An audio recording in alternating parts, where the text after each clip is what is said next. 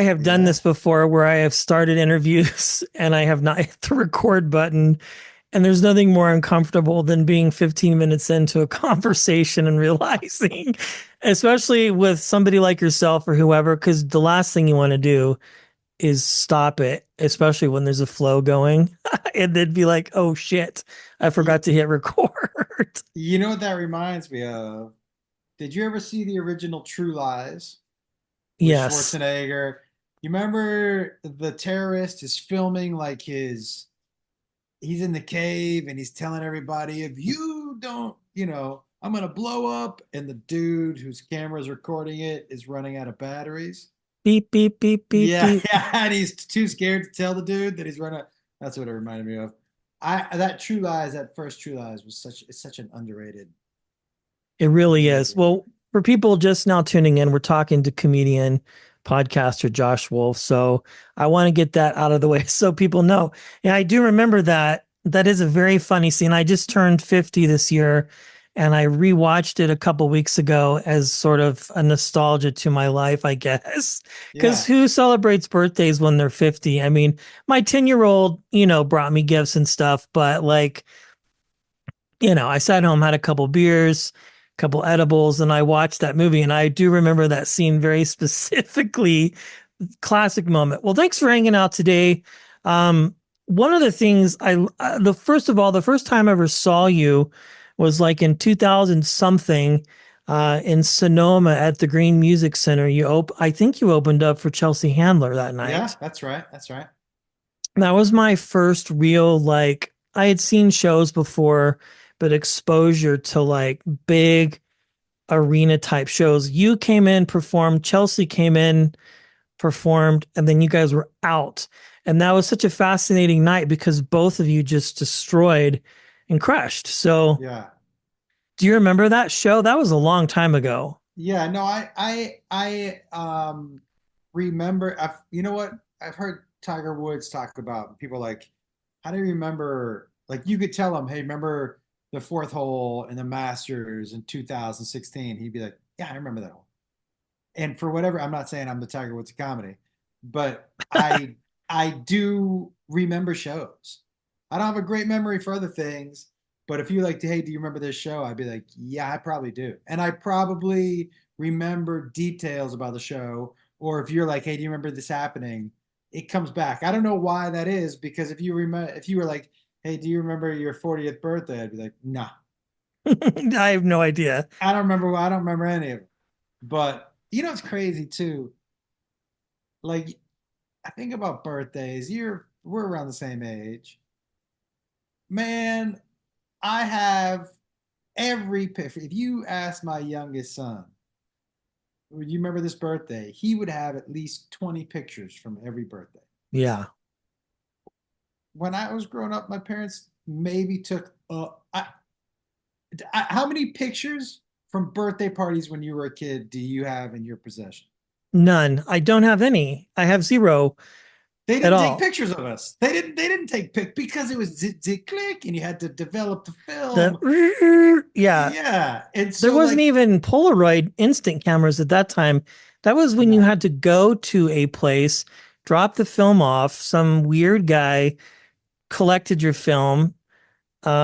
If you were dropping naughty pictures off, he probably looked at those, and you had to wait dude, a week or two for them to come back and and hope that they turned out. half the pictures at the birthday party, you were like, Yeah. so you're not keeping that picture anyways. But I don't remember. It's such a stark difference from when I was growing up and you were growing up to now. Is I think kids grow up thinking, oh, you just need to take. I mean, the people are gonna take pictures and videos of me all the time, Yeah. and that was not my experience growing up. No, I remember my experience, my mom waking up on a Saturday, dropping my 10-year-old self off, my 7-year-old brother to the mall, smoking a cigarette in her nightgown in the station wagon, driving, giving us $20, which was a lot then in the 80s, and saying, be here at 5 o'clock. I just took my kid to his first ever away weekend for fifth grade. His mother did, and stepdad. And yeah, it's just interesting. This weekend we went swimming for the last time, speaking of the picture thing, and it's like, Dad, video me going under, video me going down the slide. Yeah, And because, you have this cell phone, and it's like, that's one of the things I love about what you do is you do things with your son Jacob. You do podcasting, and he's doing stand up now. And it's a dream, I think, for any parent, father, to like have their kid take an interest in what they do, but then to be able to share the world with them, I think is cool. To have him open for you or middle, whatever he does. he does Uh, both actually. He does both. It's just usually a two-man show. And he'll open the show. People people seem to think that it's he and I on stage together for the whole show. It is not. no, We it's not. do no, no. That's what people like. Oh, I would come to the show, but I don't like the duo. I'm like, no, no, no, no. He does stand up front. I do. So he does 10 minutes. I do 60 to 70. He and I do a Q&A together. And then I for about 15 minutes, and then I finish the show. Oh, my guitar's back here. And then I finish the show on guitar. It's a full-on show. It's a stand-up show, but also the Q&A stuff keeps it very alive. It makes it different I never do the same set every night. I never sing the same songs. So it's a living, breathing thing. And I've never been better at what I do. I have a special coming out in September Right. that's called Four Stories because I tell stories, man. I tell law, and I have really just leaned into what I do. The whole special is just four stories, and so I'm really like I feel like when I'm on stage now, all the wheels are on the track. I'm not saying I'm the best storyteller You're because very good at what you do. I've seen you perform. I would but agree. yeah, I'm not the best, but I would also say I don't know who's better. If you like storytelling, I do it as well as anybody who's doing it. And I like long form story. I like to give you detail. I like to bring you in. And so there are other people. I think Ron White is masterful. Mm. Obviously, I mean Ron White to me actually. If I was gonna say, I think Ron White's the best. I love his He's so style. good. He's so good. He stays. He doesn't change his inflection. He makes you come to his energy, right? Cosby was the same way, Right. pre-rape. Although I don't think there was a pre-rape. I think it was all during rape. But Yeah, there was no pre would assume the idea that it wasn't happening before. I think yeah, it was happening yeah, I the agree. entire time. I agree. Just my personal No, opinion. mine But too. But like Ron White, I mean, obviously Bert's a great storyteller. I mean, there are some great storytellers, and I think Ron's the best. But I wouldn't put anybody else. And this is what I love the most about comedy, man. And I think you probably feel the same way. And anybody who loves comedy, yeah, it doesn't bother me if people don't think I'm funny. It's art. It's supposed to be subjective. It's not two plus two equals funny, right. right? So I'm not saying what I do is for everybody, but if you like storytelling, Well, you were just here in Denver recently, right? Playing. I mean, if I'm you're playing A clubs, comedy works. Obviously, things are working out well for yeah, you. I'm back in October in the Okay. downtown Comedy Works and just cannot wait. Yeah, I'm in Colorado. I'm in Loveland. I don't know if you know where that is. It's near Fort Collins. Um, but yes, I agree. As someone who just started stand up about 6 months in, the thing that I find interesting about this whole world, having interviewed comics for so long prior, is that it is subjective art. Everybody's different. Like when I go to these open mics and watch the people go before me, and then I go up and do my 3 minutes, and then a bunch of more people come in, the different levels and the different types of humor. Some people get laughs the entire time. Somebody tells a joke, there's a big laugh, a couple tags, and then you're on to the next thing. But I like the storytelling aspect of what you do and the others that you mentioned because it's just so fascinating to be able to hear that story and go on a journey with you as a stand up for It's sure. almost impossible to start as a storyteller because you're only getting 3 minutes. Yeah, it's impossible to do. I Really tried it. hard. It was horrible. I was like, this is not going to work. Not with 3 minutes, not even with 5 minutes, really, if you get pushed up, at the 4 to the 5 minute spot, which is extremely coveted. So, Yeah, you know what's crazy? So my son, so Jacob started differently than everybody else. He started not with 3 or 5 minute slots. He started having to fill 10 to 15 minute spots. So he started telling stories. So it's weird, like he didn't develop the same way and the same skill set that you're developing, that I developed, which is, oh, I got to get to the jokes. When you get three yeah, minutes, you got to not a lot figure, of time. and you got to cut the fat out and you got to get to the jokes. And so he did not develop that way. So he started doing mics here in town in Vegas. And he was like, these are so different.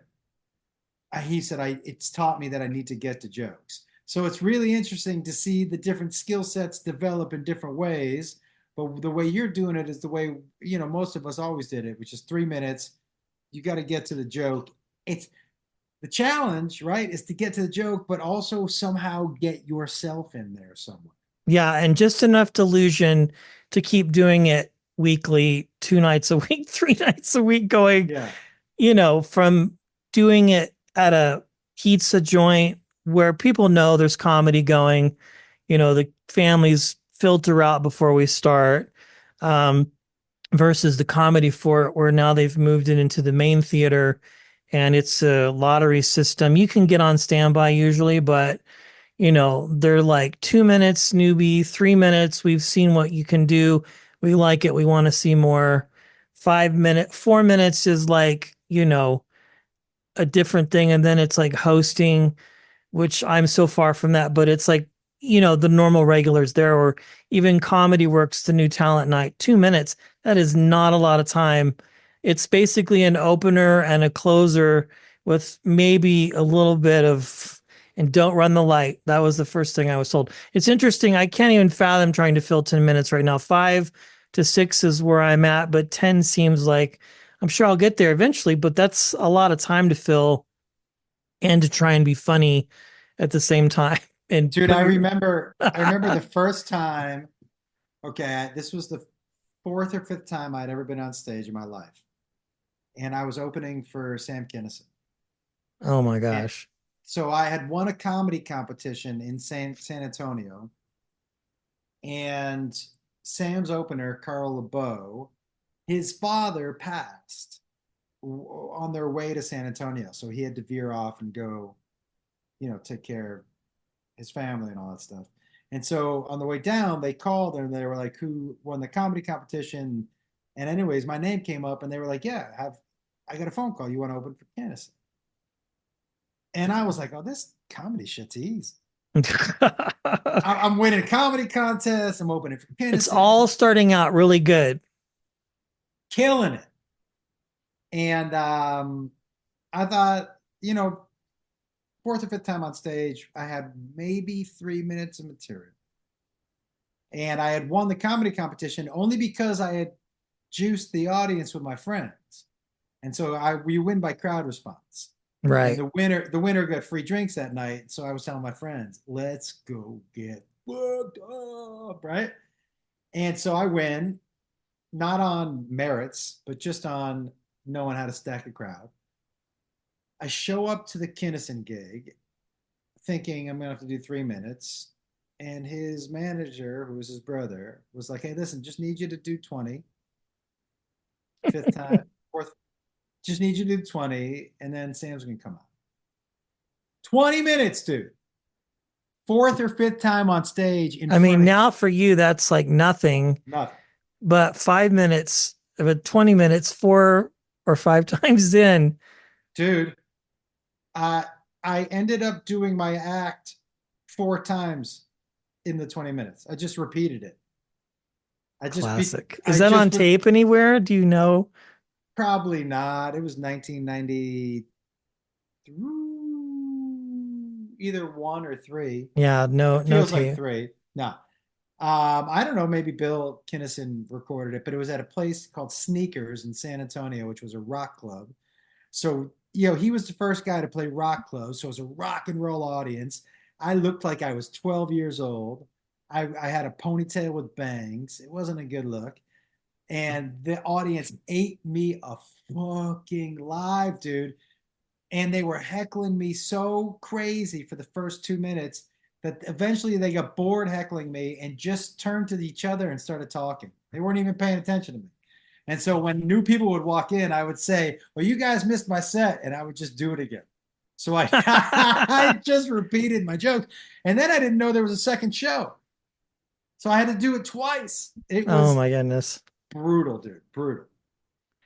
Yeah, I think for me, like there's one mic here that's in another pizza spot, but there's showcases and you want to do it because you want people to see you, but it's just all comics that generally come to that.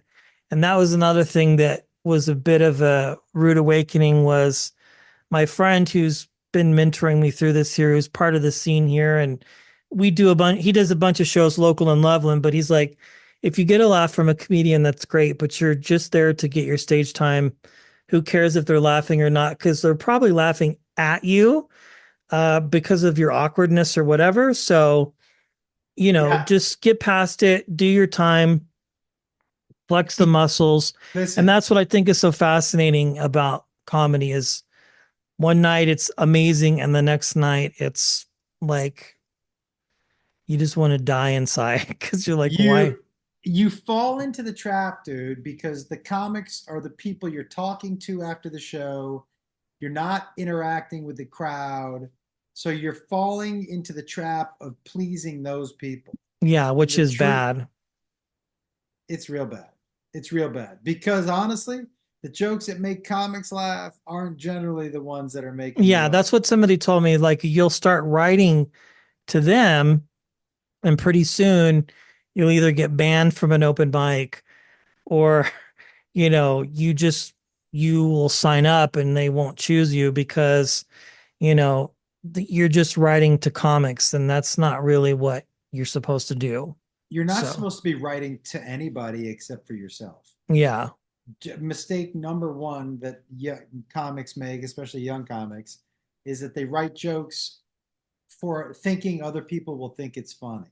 And it's not usually funny at No, all. that's not, but that's not, even if it is, by the way, even if it works, it's still a trap because you're writing jokes that you think other people will think is funny. So you're not being yourself. And Right. eventually, if you're going to be a successful comic, you have to be yourself. So you have to write what you think is funny.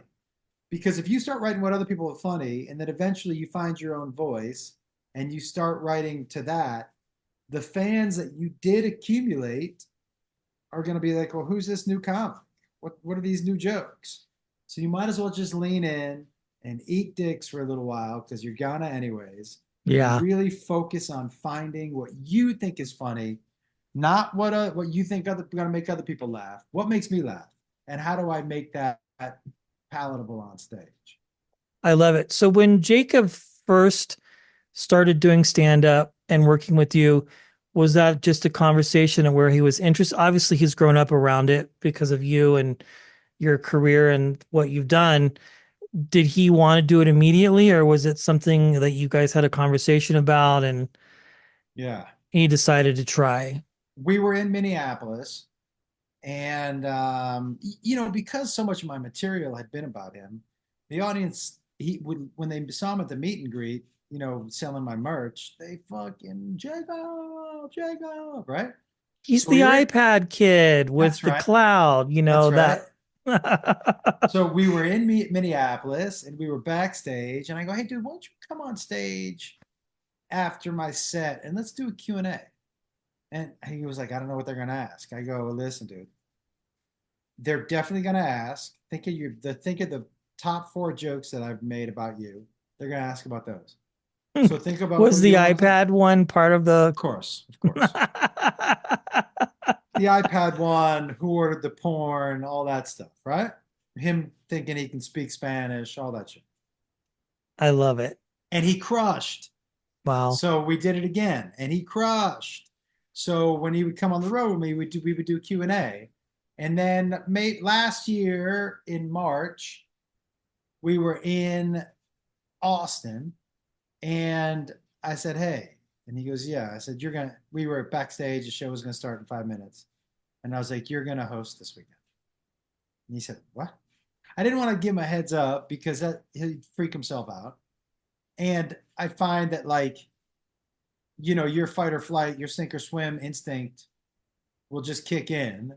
But if I gave him a month to think about it, he'd freak himself out. And he goes, "What should I do?" I go, "Just go on stage and tell a story about me. That you know the story, the people in the audience are going to like the story if it's embarrassing about me, and don't worry about funny. Funny will happen, but just go on stage and tell an interesting story." And he did, and he crushed, and he went from there. That's why he started his comedy career telling 7-minute stories, which was different than anybody else because most people don't get that time anyways. So he's working backwards to But it's pull. different though because of you, obviously, and there's that freedom, but he's also putting in the work and doing clubs and working on things. And hosting is a unlimited employable skill. A lot of people I've learned don't want to do it because it's not like, but with the brewery shows that we do here, and when people come in and host, you're getting 5 to 6 minutes to, Yep. and then you're bringing on comics and you're keeping the energy level high. And again, that fight or flight thing comes in because these brewery shows are always sold out. And, you're doing what you love to do. Not everybody can be the feature or the headliner or the, middler or whatever, but yeah, that's a cool way to start. I think it's awesome. As a dad, Oh, I it's the love best. that. It's the I best. want my kid to get into this podcasting and be interested in it and one day hopefully do it. I mean, I think that's all you could want as a parent, right? Is for your kid, as I said at the beginning, to just take an interest in your life and do it. I mean, it has to be a dream come true for you guys to be able to travel together. The best, man. The best. And just to be able to spend that time with them, after age 18, how much time do you expect to actually spend with your kids?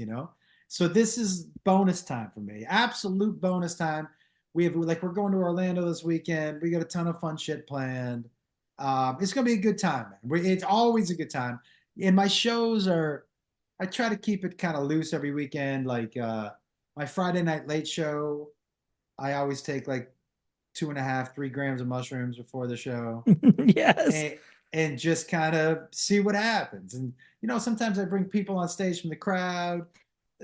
It's and he has the Q&As with him are so much fun. Like it's just changed the entire energy of the weekends.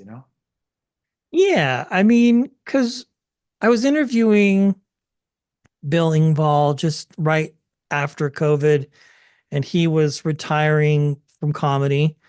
And he told a story about the blue collar. What's so funny? Yeah, Nothing. it's funny.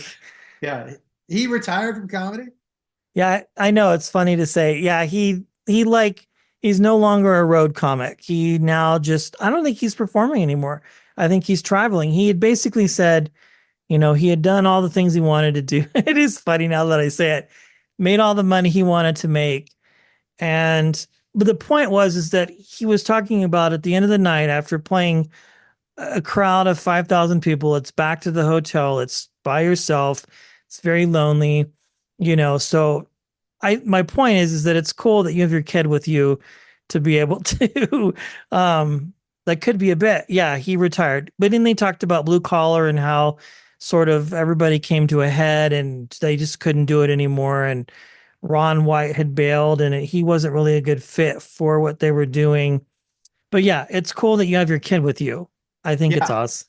I toured with Foxworthy, Engvall, and Cable Guy all separate. How was that experience? Very Which separate. which one?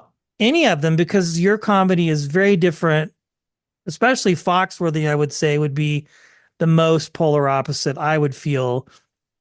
Well, I I was doing kid material, and so I could clean up the kid material for all three of them, you know.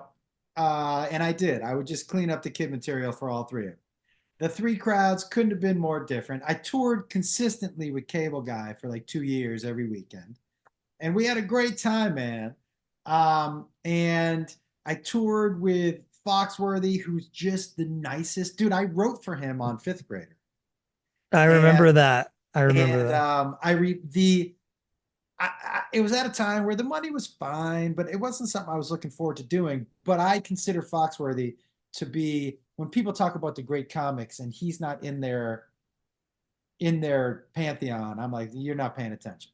Look at total sales. If you look at total like highest grossing or highest downloaded or most bought in the top 20 comedy albums of all time, I don't know for a fact, but I bet you Foxworthy, Cable Guy, and Blue Collar out of the top 20.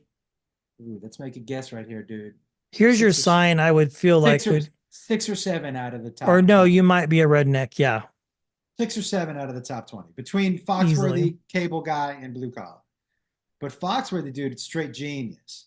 And his storytelling is boo. And Ron White was a good fit, but not a great fit because he was dirtier. But he's also not a great fit because, first of all, and whatever with Bill, I don't mind saying this shit. Bill couldn't follow any of them, not a one Yeah. of them. He was not a It's, one of them. I think it's a true statement. And Yeah, I think he alluded to that in our conversation because, he was a very specific niche of comedy. yeah. Um, and, when you're selling out a theater for a special, I don't know, to me, that seems like it's a different kind of thing because people are coming specifically for that versus like you're on a tour and you've got to decide who's opening, who's doing what, how much time you're doing. And yeah, I feel like he My kind of went first a lot of the time. He was up first, except for maybe one special they did where they drew names out of a hat. And I think Jeff went first. And then, Yeah, nobody wanted to follow Cable Guy, no, that would be especially insane. at the time. He was, he wasn't on the original Blue Collar tour, and then the original guy they hired dropped out for depends what rumor you believe. Who was the And original guy? I don't remember. I don't remember, but he's the Pete Best of comedy, that's for sure. Pete Wow. Best was the original Beatles drummer, for those of you who don't know. And so, and nobody knows that because Ringo stepped in. But this dude made a mistake and got replaced. And Cable Guy, obviously, I think Cable Guy started the tour going first or second, and they just kept dropping him because it was like, well, nobody's following this guy. He was blowing those places up. But it's interesting you mentioned that about specials. When I shot this special on purpose, I didn't I didn't tell people. I would say 3/4 of the people who came didn't know it was a taping for a special. Yeah. And I taped it in a smaller place. And I didn't make, like, you'll see when it comes out, I had to throw somebody out. I had to stop in the middle of a joke. And instead of using the set where I didn't have to, I used that set. I just wanted people, and I didn't do any wide shots. I don't do a whole lot of cutting. I want you to feel like you're at the show, Yeah. right? And so for me, I like comedy. I think comedy's best. I've done those huge shows. We Cable Guy and I did 53,000. He sold 53,000 tickets to. But I don't think that's where comedy's at its best. Comedy's at its best for me between 500, 2,500, right? It's intimate. If you're watching the show on a screen that's massive and 100 yards away from you, to me, comedy is close up. It's better. And so Yeah. that's kind of why I did the special the way I did it, because I'm like, okay, I'm paying for this. I'm doing it myself. I'm going to put myself in a position where I think I'm the best, which is in a 500 seat where I can talk to people and see them and see their faces, but where I also think comedy is the most enjoyable. And so I took the good and bad with that. You see, I had to stop down. It's a good stop down. And I even say out loud in the special, we're going to see if this joke is funny when you stop for 10 minutes. And you know what? It turns out to be, it's a fucking really fun special to watch, but it's different than anything you're going to see because I left the warts in there. I think that's awesome. Yeah, I went to a show at Red Rocks. I think it was Mark Norman and Bert Kreischer, and only mainly because I had interviewed a couple of those guys, so I wanted to see them live. But yeah, I mean it was massive, and it's hard to like you know, comedy, for me so far, I've enjoyed it. I mean, I like to see anybody, whether you're at, Comedy Works or it's a B club and it's, somebody else and whatever the case might be, as Sean Patton, it's a fun, intimate experience. And I think, you know, these shows that they do here in Loveland, it's like brewery shows, it's like 50, 60 people, but it's packed and the audience is just in from the start. And I think that's a cool experience. But yeah, I mean, I can't imagine performing in front of that many people. Amazing. But there are guys like Bert Kreischer who's turned his shows into like an event. Yeah, People tailgate. it's crazy. It's amazing. So there's a different energy walking into there. It's not just a straight comedy show, although they're doing comedy. It's an event. It's like a football game, collegiate kind of atmosphere. It's what I love the most about stand up right now, man, is that no matter what your taste is, it's out there. From Bert Kreischer to Morgan J, who's just doing that stuff with his auto tune and his microphone, to Matt Rife, who's taken crowd work to a different level. But it's all, it's out there for you. It is. It's so awesome. Do you and your son Jacob write together, or you do your thing, he does his thing, and there's no, Oh, I have no, notes. I have oh, you notes. have notes. Okay. I was But gonna ask. he's as far as the notes go, and I love him, dude. And it must be hard though when it's your dad giving you You're the the notes. coach's kid. That's right. So it's harder for him to take notes from me than from somebody else. But damn it, he should take some of my notes. He should. Sometimes I'm like, dude, are we still doing that? I'm trying to, I'm trying to give him steps to skip a part. And he's like, I don't want to skip it. I want to learn. I'm like, okay, I respect that. Yeah, I mean, it's a very unique experiment for both of you because you've been doing comedy how long? Like 20 some years at Yeah. least. Yeah. He's a couple years in to get the opportunity, I mean, I'm sure at this point he gets who you are, your recognizability, if that's a word. Like people know who you are. Yeah. Like, do you make him watch old tapes of Chelsea lately and stuff like that of that part of your life when you were on that whole thing, you and Joe Nah, Coy? Or no, nah. I wouldn't even know where to find a it's roundtable. out there on YouTube. I will tell you, it's there. I don't think so, man. You don't think so? No, because E took all of the episodes down. That is true. They scrubbed the internet. That's what Josh Sneed said. They scrubbed the internet and pulled all of that stuff. Premium, like all of it is gone. Well, I don't know about Premium Blend and all that stuff. As far as Chelsea lately went, they scrubbed the internet initially um, in response to her bad mouthing the network. And they were like, okay, fuck you. But now I'm so glad that they scrubbed it because we'd all been canceled a million times over. We did some outrageous shit on that show. Some of the bits we did, dude, do you know we did a bit? Oh my God. I mean, the whole thing with Chewy just in itself would be, Yeah, dude, we used to have him on every Jewish holiday. We'd ask him, how much does the Holocaust? Uh, it was like he had no idea. And he thought, obviously challah, not obviously, but challah is bread. So he'd be like, "How much does the challah cost?" We had him say outrageous shit. We would dress him in diapers, but also we did okay. We did a bit called "Leave Me Alone," but it was two Asian people.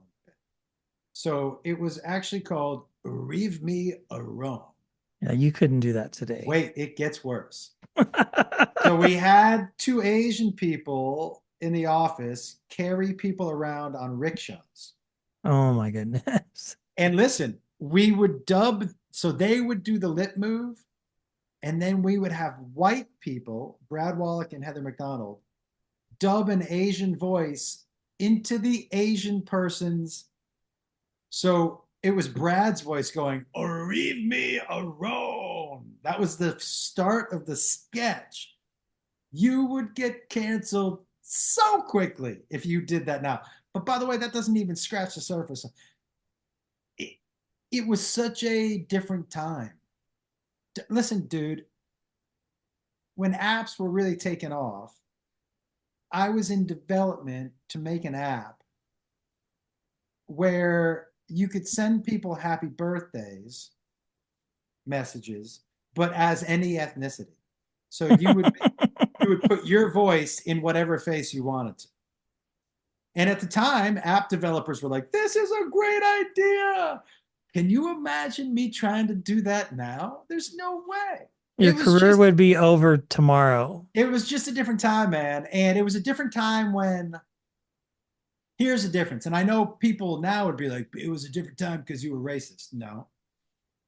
It was a different time because we understood people's intent. There were times where people were like, "That's just racist. Don't do that. That's just straight up racist." But there's a difference between something being racial, which means there is race involved, and racist. Or I'm just trying to make somebody, I'm trying to be funny, or I'm trying to be insulting. Like if I do like I'll do Asian accents in my set if I'm telling a story and there's an Asian person in the story. I'm not scared of it because I know my intent. Right. And if I was talking to Mark Wahlberg, I would do a Mark Wahlberg impersonation. So why, in my mind, it's if I was doing Italian, I would do it. In my mind, there's no difference from my intent because my intent is just to tell a story. Now, if I did a gong sound before I did the Asian accent, that's racist because I'm mocking somebody. And in my brain, there's such a clear difference that I'm not gonna play the game with you about you think it's racist, so it is. You can think whatever you want, but I know what my intent is, and I know the difference between something being racist and me just telling a joke. Yeah, that is true. There is a difference.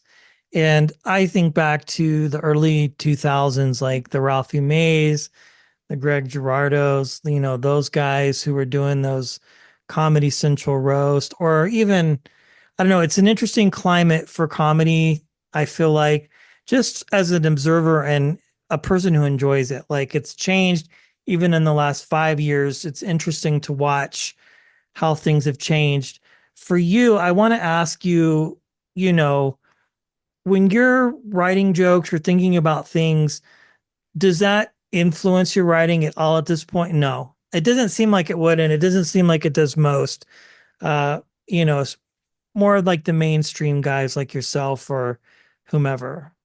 For me, dude, look, none of like I on this special, I tell a story about living in a one room studio, sharing it with a friend of mine. And so we had our two beds. We were always, and one night having to listen to him have sex with a deaf girl.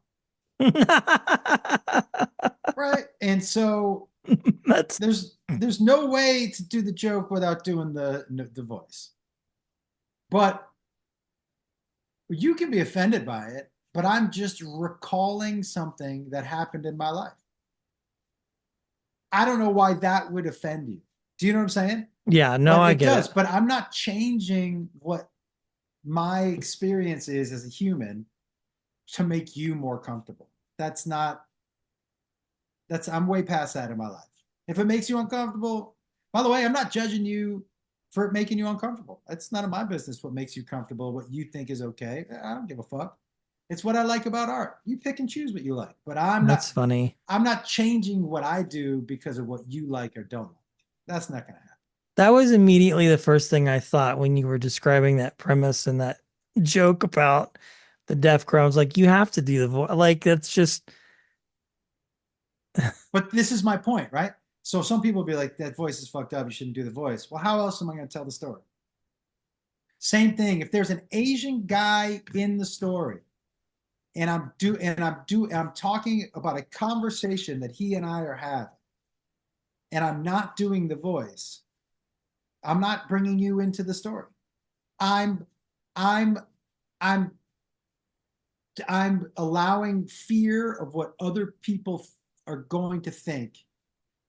Yo, what's crazy to me is if you say, "Oh, it's a roast," you can say whatever the fuck you want, and nobody gets offended. But that makes no sense. So yeah. because you're couching it as a roast, I can make fun of black people, but on stage, if it's not a roast, I can't. Because it's a roast, I can do fat jokes, but on stage at my comedy show, I can't. It makes no sense to me. If you're okay with it here, you're okay with it here. The thing that bothers me the most, bro, is when people pick and choose Yeah. what they think is okay to make fun of. Like you're like, I'm not okay with Mexican jokes because I'm Mexican, but I'm okay with fat jokes. No, no, no, no, no. Either you laugh at everybody or you laugh at nobody. You don't get to decide because of your own likes and dislikes what it's okay. Do you know what I'm saying? I Like do. I'm a Jew, man. I'm not anti-Holocaust joke. I'm anti-bad jokes. But I'll tell you, look, man, I had never somebody. Okay, I heard a new term for Jew the other day that I'd never heard before that made me laugh, man. Somebody said, "Have you ever heard the term oven dodger?" And I was like, "No, but that's funny. It's funny as fuck." Well, oven, yeah, I guess I'm the descendant of an oven dodger, you know. But that made me laugh. So to me, it's not a. There's no subjects that are the off the table. It's can you make it funny? Yeah, that's a very cool thing. Anti-bad joke, not anti-humor. Very cool. Couple more questions and I'll let you go about your day. I will come see you in October. I'm going to put that on my calendar. Um, because it's just fun to watch you. I want to ask you at this point, I'm sure you come across new comedians, not present company included. I don't feel like I've asked you any weird questions or questions that are like annoying, but do you get asked certain things by new people like, how do I get to where you are? How do I get on gigs? Anything not necessarily annoying to you, but kind of like, hey, just stay in your lane and focus on what you're doing now and get good at that before you start worrying about, you know, the bigger things of comedy, like getting booked on shows or that sort of thing. If it's a kind of a broad question, but I always ask great comics that question because I feel like there's always something there that you might get asked a lot. Or maybe your son doesn't sound like he wants to skip the line, even though you're giving him opportunities to like Yeah. bypass certain hiccups of this torturous journey of stand up. Here's what I get asked one question all the time, but before I say what that question is, I want to let you know that none of it bothers me. And I do a residency in Vegas every Monday night, and I have a lot of local comics that hang out in the green I was room. going to ask, okay. A lot of local comics hang out in the green room, and who are way below where I am. And they've mentioned before that other dudes are not so open with their green room. And my thinking is, listen, you and I do the same job. I've been doing it longer, but we have the same job. So I don't get annoyed by questions. I welcome the conversation. I love young comic energy. So I'm not annoyed by any of the questions. The question I get the most is how? How do I start? How do I Yeah. right? How? And the answer is always the same. Go get on stage. If people are like, I've been writing jokes for 6 months, I'm trying, how do I know when I'm ready? You just got That to do it. that's it. When you tell me I've been writing jokes for 6 months, you're just, you might as well, you've already told me you don't want to do it. You've already told me you don't want to do it. Yeah. Because if you want to do it, you'd go get on stage. The stage will tell you everything you need to know. It'll tell you if you like it, because you're gonna bomb. And after that first bomb, you're gonna either be like, ah, fuck that, or I'm gonna try that again. The Yeah. stage will tell you everything. The only advice you need is go get on stage. But those are the questions I get all the time, and I get them online. I answer. I try to answer. I answer between Instagram and Facebook. I answer my DMs, and that's the question I get the most. But not listen. I would ask the same question, man. If I had access to somebody when I started, you didn't have access, but I would ask. I would ask too. And the only answer is go get on stage. That's all you need to know. Go get on stage. Yeah. You'll know real quick whether or not you want to do it again or not. For Yeah. sure. It's crazy. Very cool. Well, there's the podcast. We'll wrap with that you do with Jacob. Hey man, which is funny. Um, yeah, that's got to be a cool experience too to podcast with your kid, your son. That's got to So be. cool. And we, dude, it just highlights a couple things. It highlights our relationship, which is special. It and I would say the most rewarding thing that I didn't think I would get from the podcast is I'll have parents reach out to me and be like, "Hey, my son and I have never connected over anything before. Mm, We listened to your podcast together." That's that is exactly, or I get, or from mothers, my daughter and I, right? Or people who like my dad passed away. It's so cool to listen to you guys talk to each other, which is awesome. But it's also, things pop up generationally. Like I had to explain to him the other day that when I was growing up, gay didn't mean gay. It just meant gay. yeah. Right? Like I was never calling someone gay, but I would call my friends gay. Don't be Right? gay. Right. Or you're not coming with us tonight, gay. Right? But then Yeah, it that was a clearly, totally different. right? Totally different. Today, if It, my 10-year-old said that to a classmate, his mom would be getting calls. I would be getting calls. yeah. Um, we would be meeting with principals and going over. Don't get me started. Yeah, it would be a nightmare. But so he and I get to discuss so many different things. It's such a cool experience, and it's a podcast. It's unlike anything you've heard before. Yeah, It it's on my is. regular feed for the main reason, obviously. I mean, because it's you, but also you do it with your kid, and it's fun. The story you told about getting the shoes, on home improvement and the wardrobe person. I mean, that kind of stuff, it's honest, it's heartfelt, it's good. You guys keep it going, man.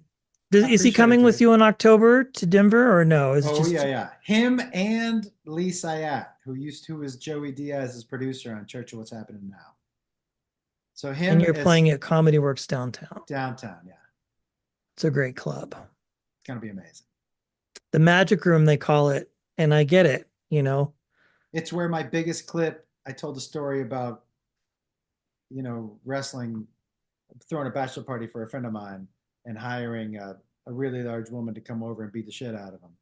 And that clip I filmed there. I think it might be my biggest clip I've ever posted. And all the other tour dates that you have are on your website as On my well. website. And yeah, man, we're having a ton of fun. We do meet and greets after every show. We're just excited to be out there, man. It's a great show. Some people come to 2 shows a weekend because they're different. But if you really want to see a different show, that Friday Night Late Show on 3 grams of mushrooms, that'll do it. It reminds me of that show that goes on the Gateway Show. Are you familiar with that? Uh-uh. It's a show, I think there's different versions of it, but basically five comics come out, do 5 to 7 minutes, then everybody gets destroyed, whether they're smoking or edibles, mushrooms, whatever. After a certain period of time, they have to come back out again and do the same set completely stoned or high or whatever their poison is. And it's really funny, because doing five to Yeah. 7 minutes is tough, but then doing it impaired, I don't know. You seem pretty even keeled on. I would never know, frankly, but Yeah, I'm unfortunately probably a little too skilled at it. oh, that's too funny. Well, Josh, thanks for hanging out. This has been an honor, man. I've been a fan, been wanting to get you on the show since we started, and I'm glad we were able to make it happen. So I Dude, thank appreciate your you. time, and we'll see you in October. I appreciate it very much, dude. Thank you so much for having me on. Absolutely.